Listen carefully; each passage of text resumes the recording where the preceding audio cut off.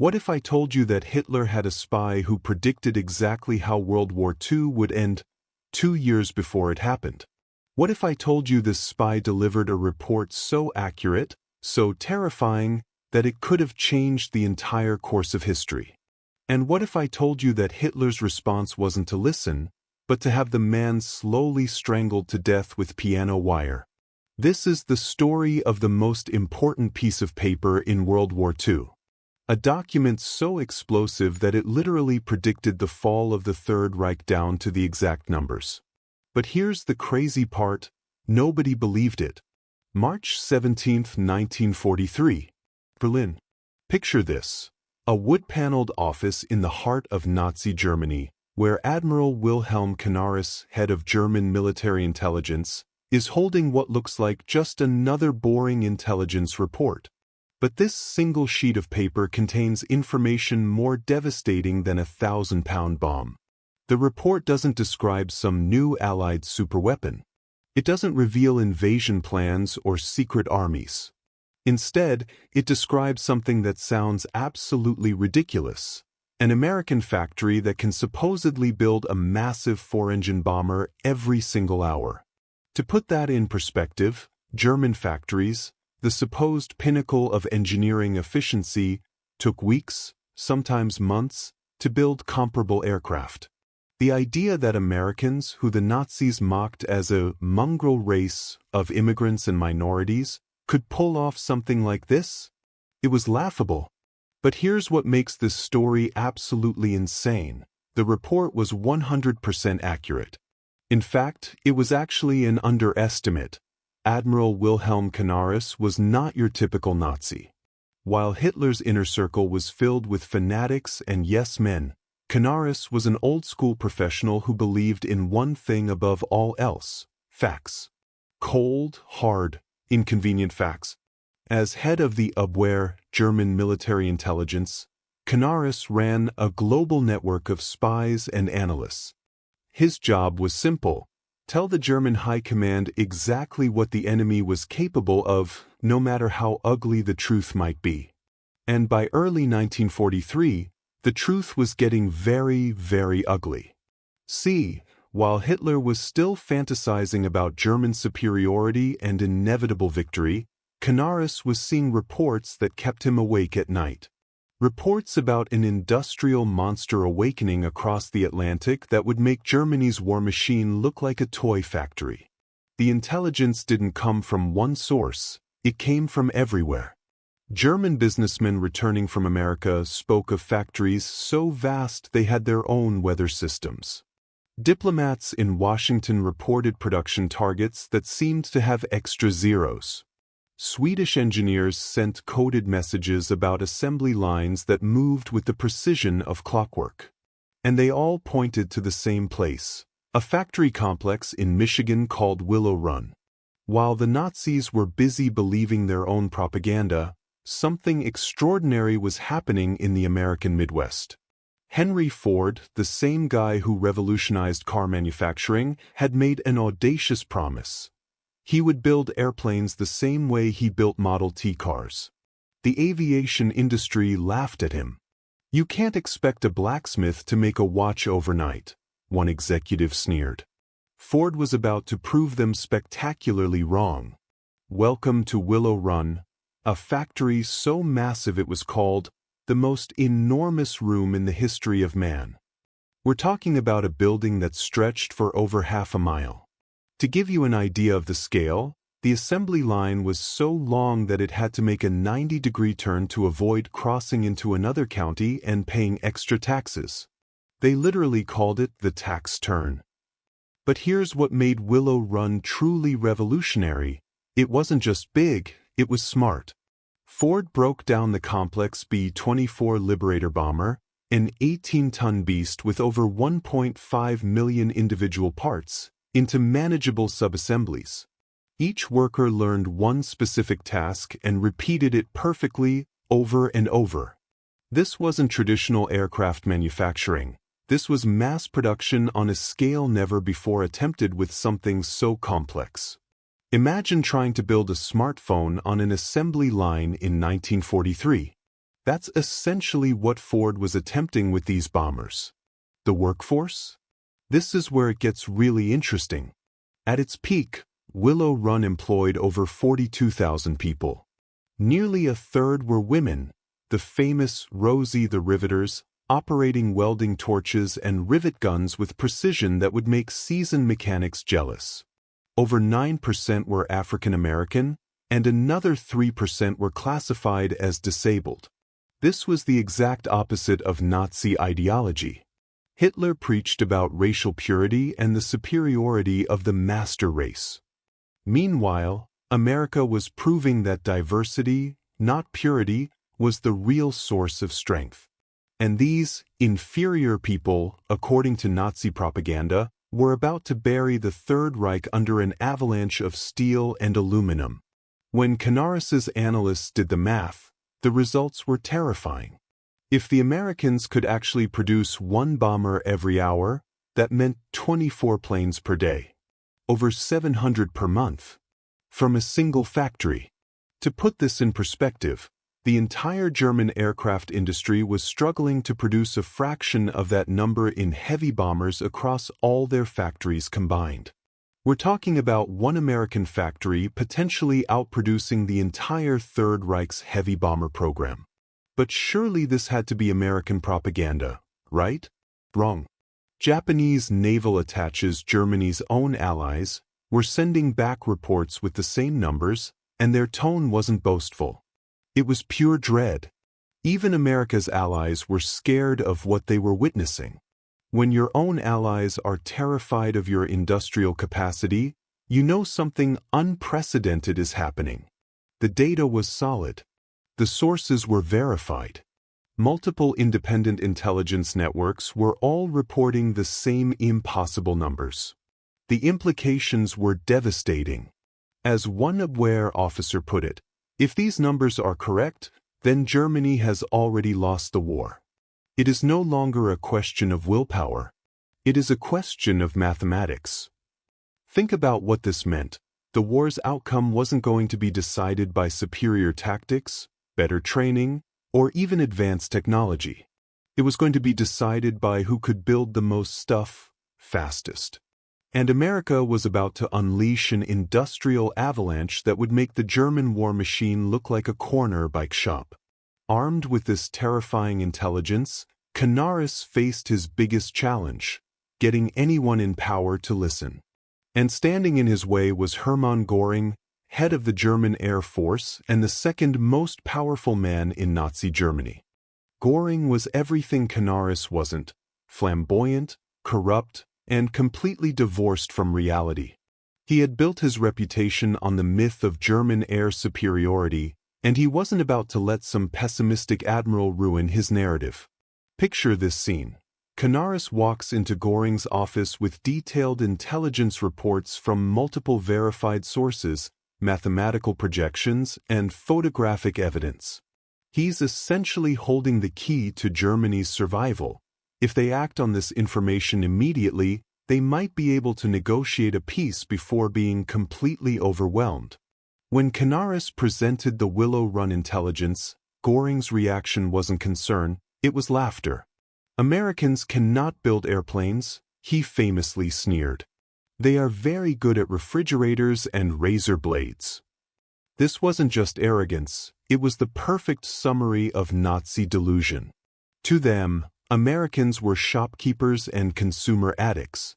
A mongrel race, lacking the discipline and martial spirit of the German people. The idea that such a society could mass-produce complex military hardware was, in Göring's mind, impossible. But here's what makes this even more infuriating. Canaris had specifics. His agents had detailed intelligence about the mile-long assembly line, the specialized tooling, the massive capital investment, even the specific production techniques being used. Göring dismissed it all as clumsy American propaganda. The report went nowhere. It was buried under Göring's immense ego and the Nazi leadership's refusal to accept reality. The final step was to somehow get this critical intelligence to Hitler himself. But presenting facts in the Führer's headquarters was like walking into a theater of delusion. Whether at the Berghof in the Alps or the Wolf's Lair in East Prussia, reality was whatever Adolf Hitler decreed it to be. Military briefings weren't about strategy, they were about reinforcing whatever the Führer wanted to believe. Hitler's view of America was a bizarre mix of contempt and grudging respect.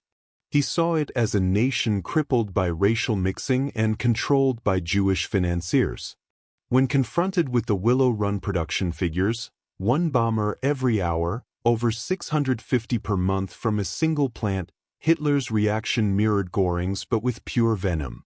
This wasn't just about military strategy. To Hitler, these numbers were a personal insult to his entire worldview. They had to be lies. Jewish propaganda. Inflated fantasies designed to demoralize the German people. Even Albert Speer, Hitler's armaments minister and one of the few Nazis who actually understood industrial production, knew the truth. He would later admit to Allied interrogators that if the Willow Run numbers were even half accurate, Germany was doomed. But to say that in Hitler's presence in 1943 would have been suicide. So the Great Confrontation never really happened. It was a collision between fact and dogma, and in the Third Reich, dogma always won. What happened next proves that reality doesn't care about your beliefs. Throughout late 1943 and into 1944, the prophecy of Willow Run began to manifest in the skies over Germany. The trickle of Allied bombers became a flood. B-24 Liberators, rolling off that impossible assembly line in Michigan, began blotting out the German sky. In February 1944, the Allies launched Big Week, an all-out assault on German aircraft production. Thousands of bombers, many from Willow Run, pounded factories across Germany. The Luftwaffe rose to defend the homeland and was systematically annihilated. German pilots, no matter how brave or skilled, were simply overwhelmed by numbers. For every German fighter that went down, there was only a trickle of replacements. For every American plane lost, 10 more were crossing the Atlantic. It was exactly the war of attrition that Canaris had predicted. The mathematics were playing out in real time, written in contrails across the German sky. A Luftwaffe general, fed up with Göring's detachment from reality, wrote in his diary, "The Reich Marshal lives in fantasy." Yesterday, 1,000 American bombers destroyed Leipzig. He still insists they cannot have built so many aircraft. The B-24s that rolled out of the most enormous room in the history of man were now deconstructing the Third Reich piece by piece. They shattered factories, tore up railways, and obliterated oil refineries. The German war machine, starved of fuel, began grinding to a halt. So what happened to the man who tried to warn them? Admiral Wilhelm Canaris paid the ultimate price for telling the truth. As the war turned against Germany, his accurate warnings marked him as unreliable. In Hitler's paranoid court, being a realist sounded a lot like being a traitor. His rivals in the SS saw the Abwehr as a nest of untrustworthy aristocrats who lacked proper Nazi fervor. But Canaris's opposition went deeper than just providing unwelcome intelligence. Horrified by SS atrocities, he used the Abwehr to shield members of the German resistance, including the theologian Dietrich Bonhoeffer. He secretly worked to keep Spain from joining the Axis, an act of sabotage that cost Hitler dearly. The final blow came after the failed July 20, 1944 plot to assassinate Hitler. The Gestapo investigation uncovered vast networks of opposition, and many trails led back to the Abwehr. Canaris was arrested. His personal diaries revealed the true depth of his opposition to the regime. On April 9, 1945, in the final chaotic weeks of the war, a vengeful Hitler gave the order. At Flossenburg concentration camp, Admiral Wilhelm Canaris was stripped naked and slowly strangled to death with piano wire. It was a brutal, humiliating end for the man who had seen the future with perfect clarity. He was murdered by the very regime he had tried to save from its own blindness. When the guns fell silent in May 1945, the final tallies proved just how right Canaris had been. The report that landed on his desk in 1943 wasn't just accurate, it was actually an understatement. At its absolute peak in 1944, Willow Run was producing a B-24 Liberator every 63 minutes. Not every hour faster than that. By the time the last plane rolled off the line, Ford had built 6,972 complete B-24s at Willow Run, plus another 1,893 knockdown kits for assembly elsewhere. Think about that. A single American factory produced more four-engine heavy bombers than the entire German aircraft industry managed during the entire war. It wasn't even close.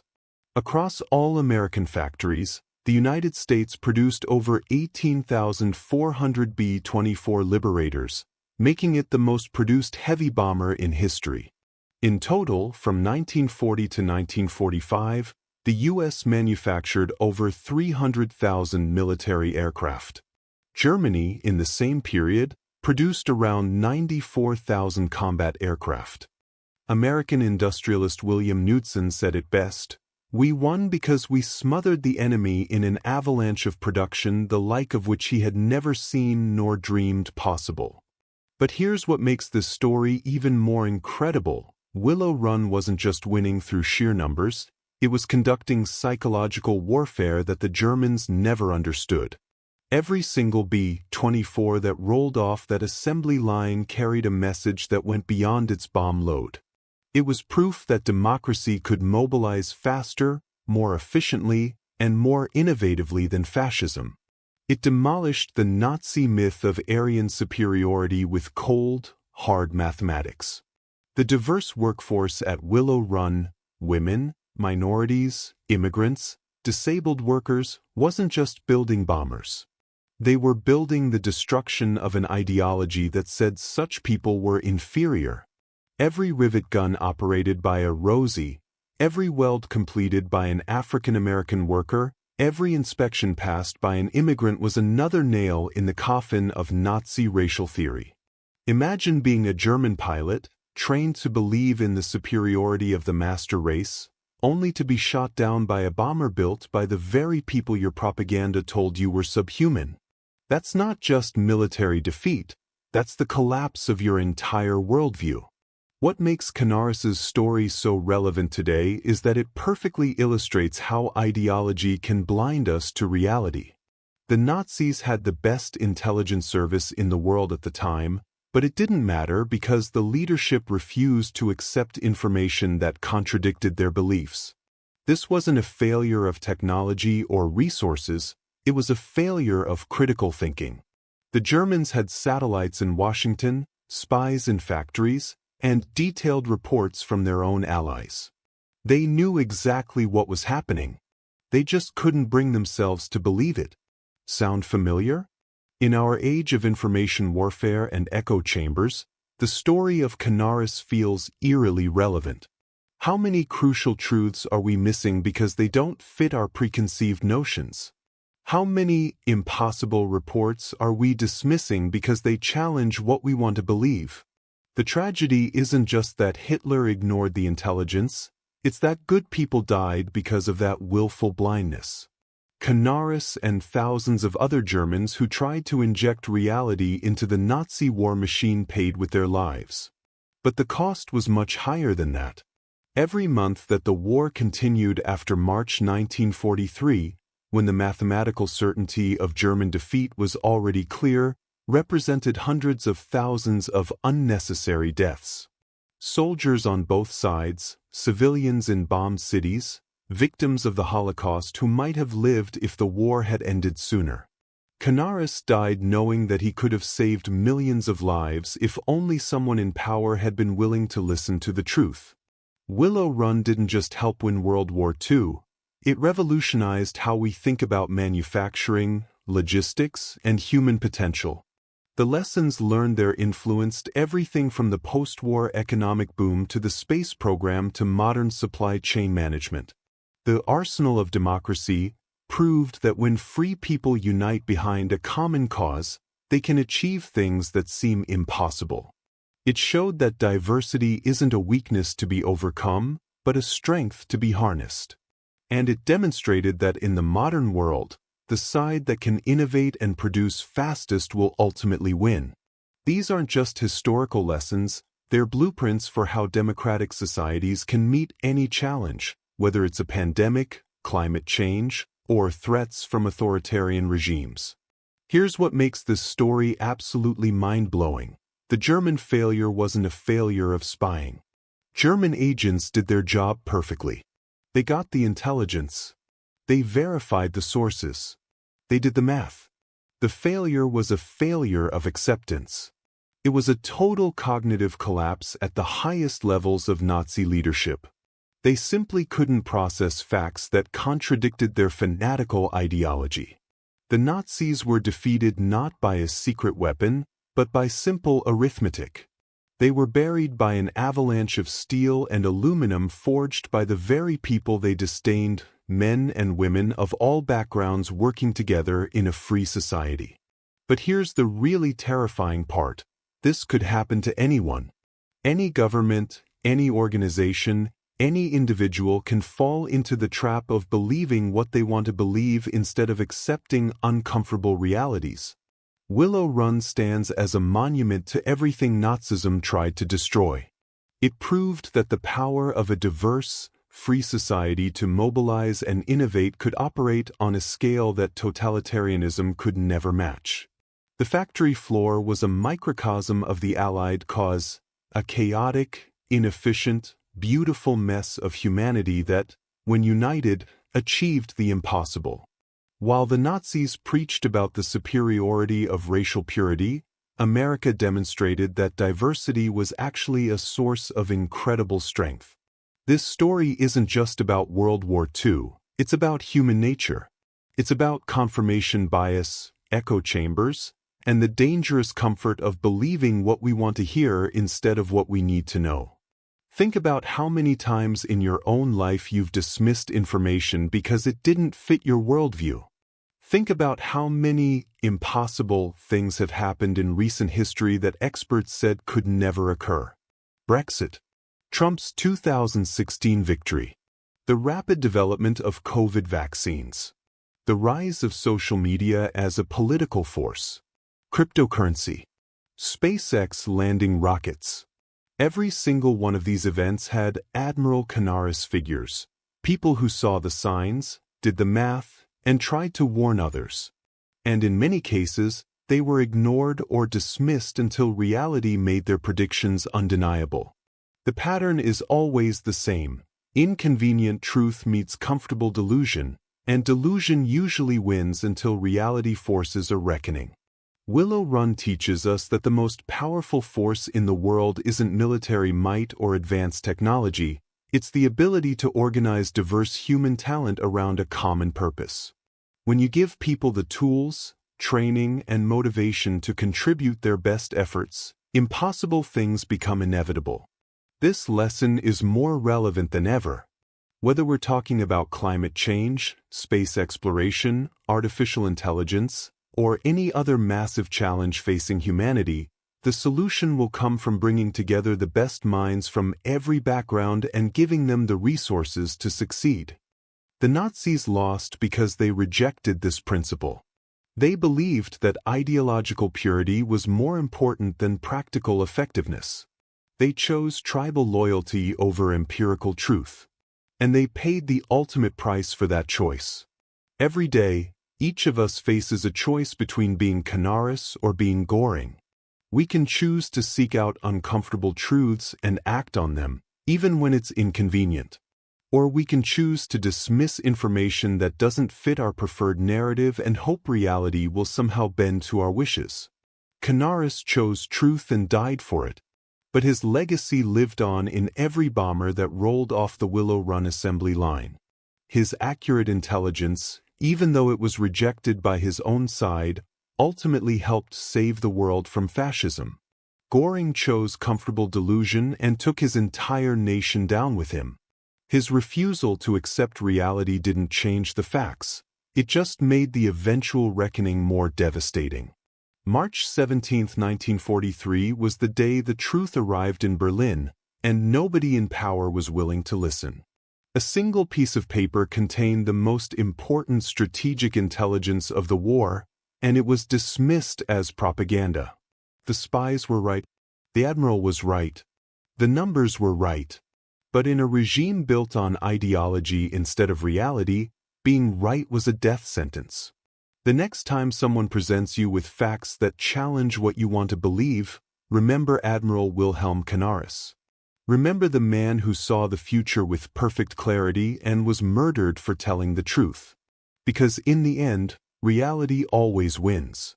The only question is how much damage we do to ourselves before we're willing to accept it. The spies were right. The numbers were right. The future they predicted came to pass exactly as they said it would. The only tragedy is that nobody in power was brave enough to listen until it was too late to matter. Don't be the person who shoots the messenger. Be the person who listens to the message. If this story blew your mind, smash that like button and subscribe for more incredible untold stories from history.